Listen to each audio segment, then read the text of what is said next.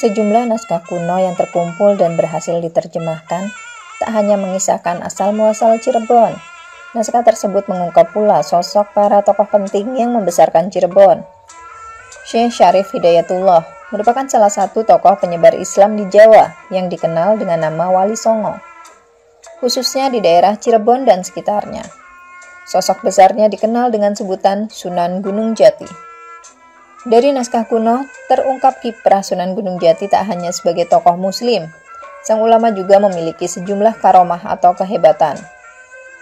Naskah tersebut merupakan bukti nyata bagaimana perkembangan Cirebon oleh Sunan Gunung Jati.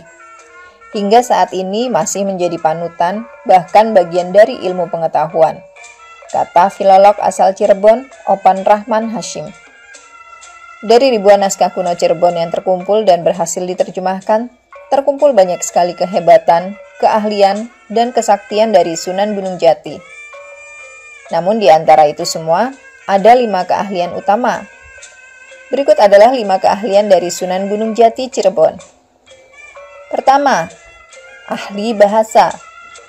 Berdasarkan hasil kajian naskah kuno Cirebon, Sunan Gunung Jati diketahui menguasai 99 bahasa. Bahasa yang dikuasai bukan hanya bahasa dunia, melainkan juga bahasa lokal yang ada di seluruh pelosok Nusantara. Kedua, ahli politik. Pada masa kejayaannya, Sunan Gunung Jati juga ahli dalam bidang politik. Dalam menyebarkan Islam dan mengembangkan Cirebon, dia dapat meruntuhkan kerajaan induk besar seperti Pajajaran hingga mengusir Portugis di Selat Sunda yang dibantu oleh Kerajaan Demak. Kalau wilayah Selat Sunda dikuasai Portugis, kerajaan Islam akan melemah, ujar Opan. Ketiga, ahli pendidikan. Selain berpolitik, Sunan Gunung Jati juga tauladan di bidang pendidikan. Melalui dakwah Islam, dia menjadi pendidik hingga ke pelosok desa. Beliau melakukan jelajah desa Milangkori atau door to door kalau bahasa sekarangnya, sebut Opan. Dalam penyebaran Islam dan pendidikan kepada masyarakat, 1 bulan sekali murid-murid Sunan Gunung Jati itu datang ke Cirebon pada malam Jumat. Murid-murid Sunan Gunung Jati setiap malam Jumat datang dan setia mendengarkan pengajian. Kegiatan rutin mereka itu dinamakan Seba Kliwon.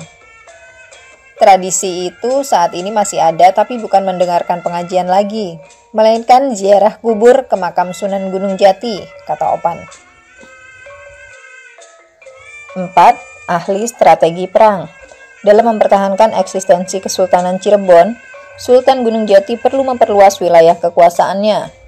Dia berhasil menaklukkan kerajaan Raja Galuh, Kuningan, Talaga, hingga menguasai Sunda Kelapa. Wilayah kekuasaan Kesultanan Cirebon hampir di seluruh Jawa Barat dan separuh Jawa Tengah, tutur Opan. Kelima, ahli ilmu kedokteran. Opan menyebutkan, Sunan Gunung Jati juga memiliki karomah dalam ilmu kedokteran.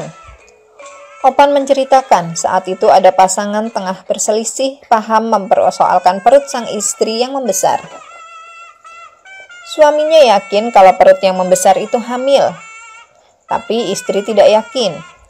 Akhirnya pasangan tersebut menemui Sunan Gunung Jati untuk memastikan isi dalam perut si ibu.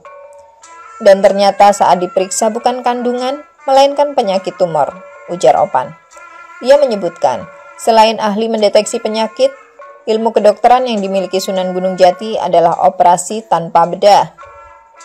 Menggunakan kesaktiannya, Sunan Gunung Jati pun mengambil tumor si ibu setelah dipastikan perut yang membesar itu bukan janin, tutur Opan.